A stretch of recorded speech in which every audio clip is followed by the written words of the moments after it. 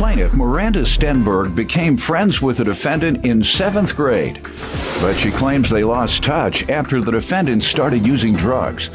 Miranda is suing her former friend for damaged property. Defendant Haley Searcy insists she is the one who stopped talking to Miranda after Miranda started abusing meth. Haley claims after she allowed Miranda to stay with her, she called Child Protective Services on her for child neglect.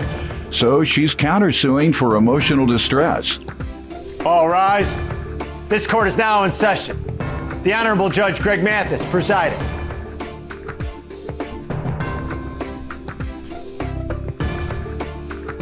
You may now be seated.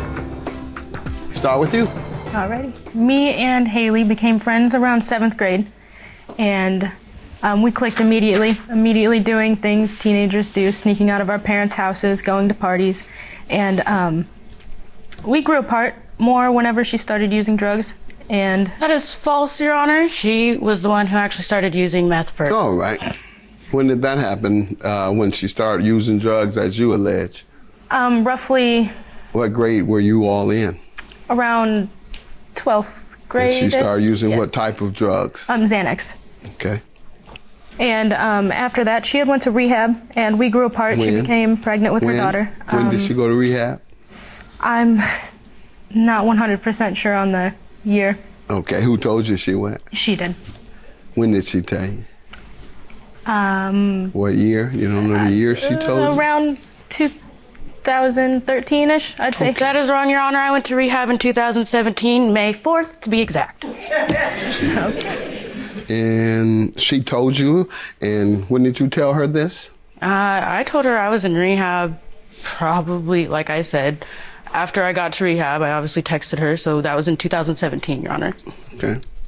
And since that time, what has your relationship been like? We'd been on and off best friends. We had stopped speaking when she had went to rehab, and when she came out of rehab, I started speaking to her again, and I started, introducing myself to her daughter at the time.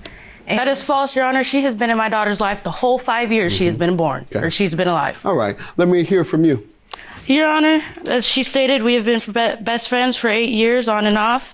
She had gotten really bad into meth, and I stopped talking to her for about 2 years because I didn't want... So she says she stopped talking to you because you got into Xanax, but you say you stopped talking to her because she got into crystal meth.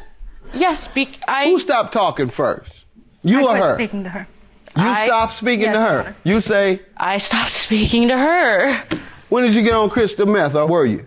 I was a freshman in high school. That is correct. When did you get on Xanax? About a year ago. Okay, so it sounds like she would stop speaking to you. You were on crystal meth years ago by your own admission. She just got on Xanax. So I'm like, pardon? I said that's a lie, Your Honor. About her getting on Xanax? So soon. She's been... Your Honor, I have documentation from my rehab. All right, that doesn't tell when you got on it. She's trying to claim, I guess, that you got on it as a teenager while you all were in high school. True, so let's move on about who became a dope fiend first. Or a drug addict who has gone into recovery. Yes, Your Honor. That's the polite way to put it, and that's how I usually put it for folks who have found that they need help and went and got it. And tell me more. You all stopped speaking because of that? We stopped speaking because of that, because at the time I had, Annalise was probably about 1, and I didn't want that around her. She got off of it of her own will, so we started talking again. She moved in with me and my mother, and she lived in our basement. When? When did you move in with them? November of 2017. All right. And let me ask you, because folks need to know this as well. My son was surprised when I told him Xanax was addictive. He was talking about how his buddy uses Xanax to go to sleep, and he didn't think that was the right way to go to sleep at night. He said you should use melatonin or something. He described the natural. He said the Xanax don't do that. I say Xanax is highly addictive. Really? He did. I don't know if he knows that. I said, yeah. He said, because most people don't think that. He said it's a club drug that young people use, and that it is highly addictive, is it? Yes, it is, It's Your Honor. highly addictive, It's highly addictive. And you go through withdrawals, yes, right? Yes, you do, Your Honor. You get the shakes. body just hurts all the time. It's not a good drug to do. Yeah, y'all, you think it's cute to use Xanax? You hear her talking to the young people that's viewing. They Don't do it. Right. Stop. Right. It's bad. So I'm glad you were able to explain and let these young folks know your experience as a member of their generation, and this is what's happening. All right, tell me about the property she damaged. So I moved in November of 2017. I was having issues with my boyfriend at the time, and we'd broken up. I needed some place to stay. Her That's mother not was true, nice Your enough. Honor. They were still finish. together. All right, let her finish first. Go ahead. Her mother was nice enough to let me move into the basement. I cleaned it up. We made a deal for $300 a month, which I could do. And as I moved in, I noticed more that she would come home. I would come home from work every night, and she would be all kinds of messed up on Xanax and have all these friends in the basement that I was renting. And I was not renting that basement for her to party in while I was away at work. So what happened? Eventually, I moved out because I was bonding. Let her finish. I was bonding more with her child and getting really attached to her child, and I watched her start. When? What month and year? February of 18. That is a lie, Your so Honor. You only She stayed moved a out few months. January 1st. February of 18. Now the question becomes, what property did she damage of yours? And how was it damaged? So when I went to go pick up, I had a living room set of a couch, a love seat, you had moved coffee out? tables. Yes. Okay, you moved out and didn't take all your things in February. No, I did not have. So you returned to go and get them, and what happened? When I returned to go and get them, my mattress was ripped on the side. It smelled very foul, very foul. My headboard was scratched and had stains, white stains on them, and it's a black headboard, so it's like you can't get the white out of it. And my furniture was wet, and it smelled very foul. My tables were scratched, and at first I didn't even notice it. It was actually my witness who came with me to go and move the stuff. Okay, so what happened to those? I'm not sure really what happened. In the lower level, only your room in the lower level? Yes. And when you asked what happened, what were you told? I was told a couple different stories. So my headboard was also broken, and she had told me that she had had a couple people over, and something had happened where they were in the room and something got knocked over and it just broke it. I never got any explanation on. But the foul odor on couches, why couldn't you get it she clean? Said that Why would you it want was soaked all the way through the bottom of the mattress. That's the mattress. How about couches? I never got any word that she was willing to clean the couches, or. I was told she was going to clean them herself. So why were they soiled and dirty? I had thrown a party, and I also have animals. The area that she had rented? Because she'd moved out 3 months after she didn't come get her stuff. I said, well, she doesn't want it. It was 3 months later? Yes, I kept in contact with her mother the entire time to make sure it was okay. I'm gonna have a party, and I'm gonna have some fun. She was no longer paying rent, obviously. She was no longer paying rent or security for her stuff. So it was really being stored. It was just being stored, but she was not paying. Did you ever speak with your mother about using I did, that area for a party? and she said she would be fine with it. How was it damaged? Well, I don't really know how it was damaged. I don't understand how her headboard and stuff got broken. I mean, it wasn't that big of a party, but I do have animals that like to pee on soft things, and sometimes they get trapped in the basement.